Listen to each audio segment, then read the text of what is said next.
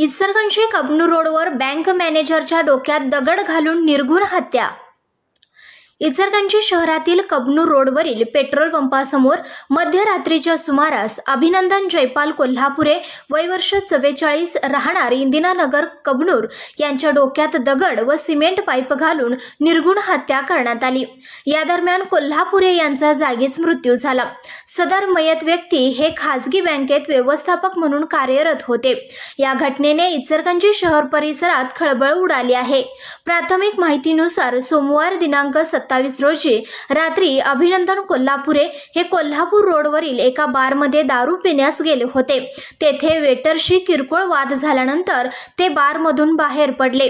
त्यानंतर थोड्याच वेळात पेट्रोल पंपासमोर त्यांच्यावर अज्ञात व्यक्तीने हल्ला करून डोक्यात दगड व सिमेंट पाईपने हल्ला करून ठार केले।